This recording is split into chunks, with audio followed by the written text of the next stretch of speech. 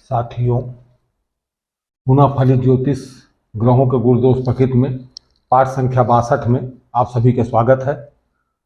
अभी तक आपने जो है 6 लग्नों की शुभ अशुभ ग्रहों को जाना और इसे समझा है।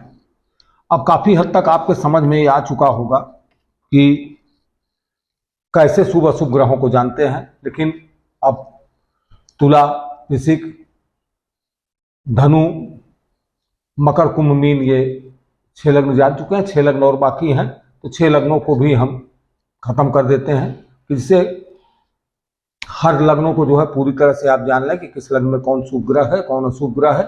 तो तुला लग्न वाले भी आज इसे विशेष ध्यान दें कि तुला लग्न में कौन कौन से ग्रह शुभ होते हैं। पूर्व की भांति आपने जाना कि तुला लग्न कब होगा, कि जब लग्न में जो है पूर्वी क्षितिज पर उदित सूर्य का उदय, कौन से ग्रह का उदय हो रहा है, उस उदय के समय किस दिन, उस दिन किस राशि का उदय था, उस राशि से और फिर किस समय में हो रहा है, उस समय के हिसाब से लग्न का निर्धारण होता है। तो उस लग्न को जो है आपने जान लिया। तो लग्न में जब 7 हमने जान लिया कि यहाँ पे तुला लग्न 7वीं राशि आ रही है, तो 7वीं राशि के बाद हम पूरी राशियों को उसी तरीके से लिख देते हैं कि 7वीं के बाद 8वीं राशि वृश्चिक, 9वीं राशि जो है धनु, 10वीं राशि मकर, 11वीं राशि कुंभ, 12वीं राशि मीन, पहली राशि मेष, दूसरी राशि वृष, तीसरी राशि मिथुन, चौथी राशि कर्क, 5वीं सिंह और 6ठी कन्या। और इनको उसी भाव से कि पहली राशि को हमने 7 को तुला को यहाँ लिखा, और फिर दूसरे भाव में वृश्चिक, तीसरे में धनु, चौथे में मकर, 5वें भाव में कुंभ, 6ठे में मीन, 7वें भाव में जो है मेष, 8वें भाव में वृष और 9वें भाव में मिथुन, 10वें भाव में कर्क, 11वें भाव में सिंह और 12वें भाव में कन्या लग्न।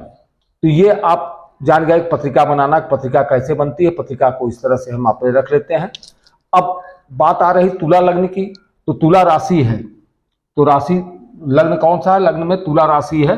तो तुला राशि के जो है कितने, इनके राशियां कितनी होती हैं, तो तुला की जो है 2 राशियां, तुला की 2 राशियां नहीं, जो ये तुला के इसके स्वामी ग्रह कौन है, स्वामी ग्रह शुक्र है।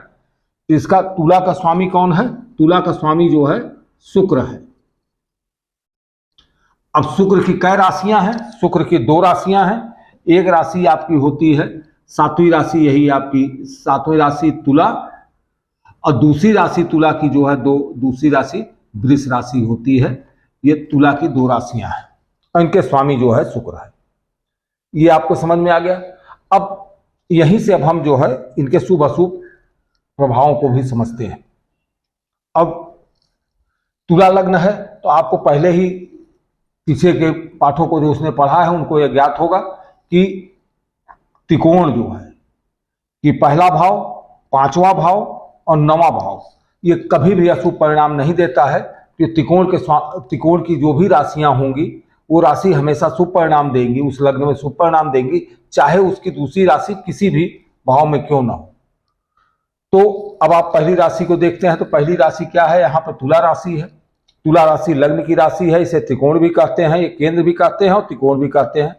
तो केंद्र और त्रिकोण की राशि, जबकि इसकी दूसरी राशि 8वें भाव में गई है। तो 8वां भाव अशुभ, 8वां भाव दुख भाव है, 6, 8, 12 दुख भाव में आता है। तो ये दुख भाव में है, तो लेकिन दुखनाथ नहीं होंगे, क्योंकि लग्न के और त्रिकोण के मालिक होने के कारण शुक्र इसमें सुप्रभाव देंगे। इस लग्न वाले को शुक्र का प्रभाव कैसा मिलेगा, इस लग्न वाले को शुक्र का प्रभाव हमेशा शुभ प्राप्त होगा। अब दूसरी भाव में आ जाते हैं आप, ये कौन सा है, वृश्चिक राशि है। वृश्चिक राशि के स्वामी कौन होता है, वृश्चिक राशि के स्वामी मंगल होता है।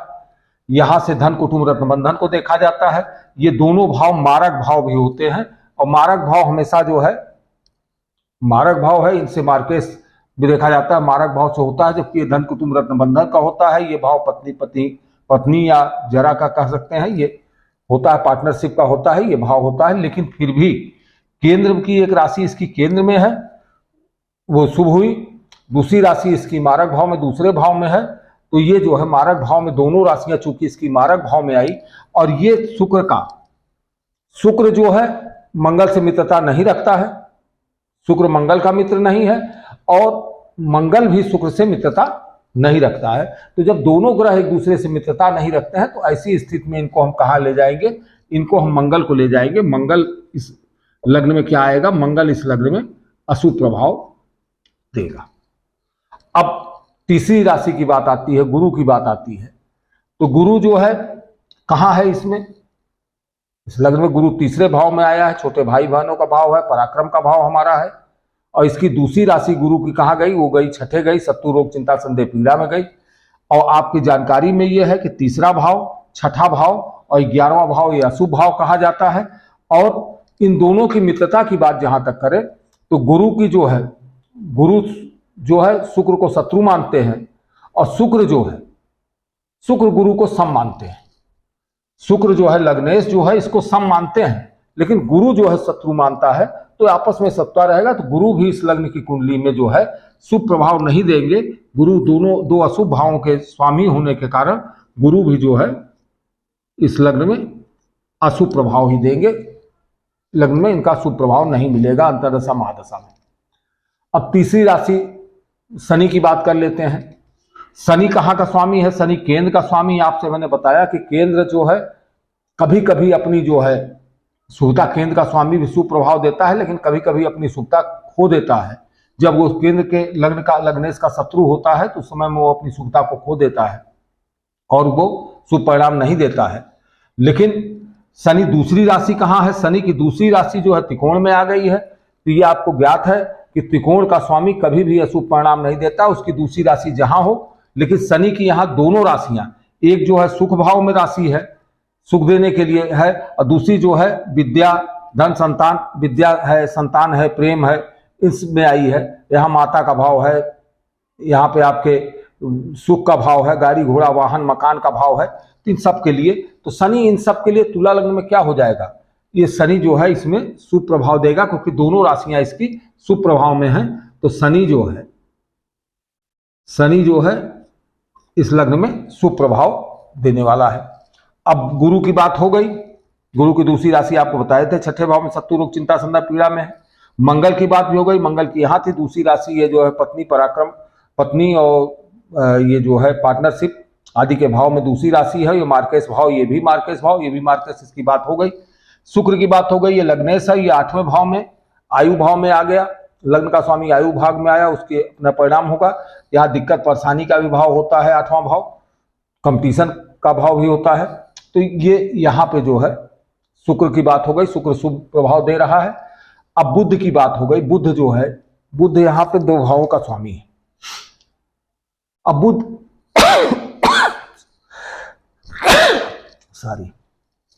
बुध जो है, एक तो बुध कहाँ का स्वामी है, बुध जो है त्रिकोण का स्वामी है। और सभी को ज्ञात है कि त्रिकोण का स्वामी कभी भी अशुभ प्रभाव नहीं देता, इसकी दूसरी राशि चाहे जहां हो। और इसकी दूसरी राशि कहाँ गई, त्रिकोण में, यह भाग्य भाव में है, पिता का भाव है, उच्च शिक्षा का भाव है। इसके बाद इसकी दूसरी राशि कहाँ चली गई, दूसरी राशि व्यय भाव में चली गई। लेकिन चूंकि त्रिकोण का स्वामी होने के कारण और इनकी मित्रता भी है, बुध शुक्र से मित्रता रखता है और शुक्र भी जो है बुध से मित्रता, ये दोनों आपस में मित्र हैं। इसलिए बुध भी इस लग्न में बुध जो है कैसा प्रभाव देगा, बुध हमेशा सुप्रभाव अपना देगा, महादशा अंतर्दशा में देगा। अब आ गई बात, अब आती है चंद्रमा की बात आती है। ये कर्क लग्न है, कर्क लग्न जो है कर्म भाव में कर्क लग्न है, कर्क लग्न का स्वामी चंद्रमा है। अब चंद्रमा की क्या स्थिति है, चंद्रमा केंद्र में आया, केंद्र में शुभ भाव में आया। लेकिन यहां यह हुआ कि लग्नेश शुक्र जो है चंद्रमा को शत्रु मानता है और चंद्रमा भी जो है, चंद्रमा शुक्र को सम मानता है। लग्नेश शुक्र जो है वो चंद्रमा को शत्रु मानता है, लेकिन चंद्रमा जो है इसको जो है सम मानता है। लेकिन फिर भी जो है यहाँ पे इन दोनों की जब मित्रता नहीं है, जो लग्नेश से शत्रुता है, तो ऐसी स्थिति में चंद्रमा भी जो है यहाँ क्या देगा, चंद्रमा भी यहाँ अशुभ प्रभाव देगा। सम कुछ नहीं होगा, चंद्रमा को ही आप सम भी मान सकते हैं कि चंद्रमा असल में कर्म का स्वामी है, केंद्र में आया है और इसमें शुभ एक शत्रु मानता है नहीं, तो ये चंद्रमा को यहाँ भी आप रख सकते हैं कि चंद्रमा जो है सम प्रभाव भी दे सकता है। इसका अशुभ में रहेगा, लेकिन ये बहुत सामान्य रहेगा, बहुत ज्यादा ना ये शुभता देगा ना बहुत ज्यादा अशुभता देगा। अब एक ग्रह और बचा, सूर्य बचा। सूर्य कहाँ गया है, सीधे सीधे सूर्य की एक ही राशि होती है और सिंह राशि है, तो सिंह राशि है जो कहाँ गया है, तीसरा, छठा और 11वां भाव हमेशा जो है अशुभ भाव कहा गया है, अशुभनाथ कहे जाते हैं ये।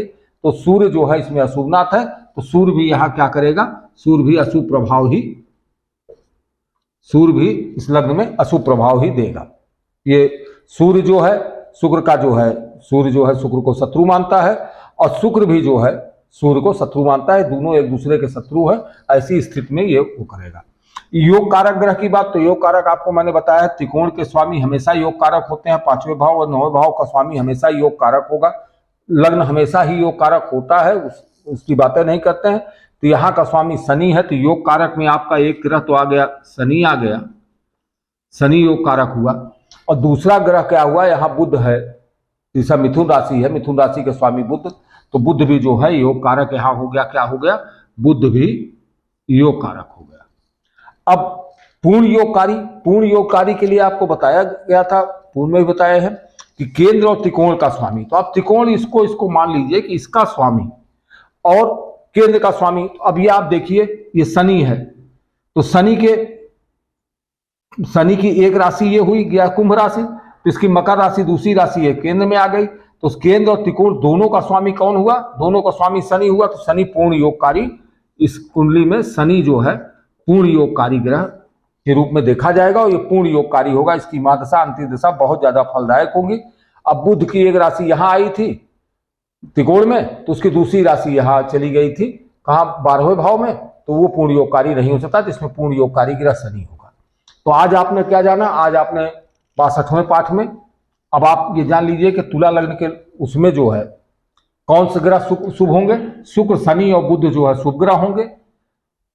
अशुभ ग्रह कौन से होंगे, मंगल, गुरु, चंद्रमा, सूर्य, ये चारों ग्रह अशुभ होंगे। सम में चंद्रमा सम का व्यवहार करेगा, अगर सूर्य से इसकी दूरी वो रहेगी तो। अब योग कारक ग्रह में शनि बुध इसमें योगकारी होंगे और पूर्ण योगकारी ग्रह शनि जो है पूर्ण योगकारी ग्रह होगा। इस प्रकार आपने आज 7वें लग्न की बात भी जानी। कल आपको जो है हम तुला के बाद वृश्चिक लग्न की 8वें लग्न की बात जो है चर्चा करेंगे। आज के लिए इतना ही। सभी को नमस्ते, प्रणाम।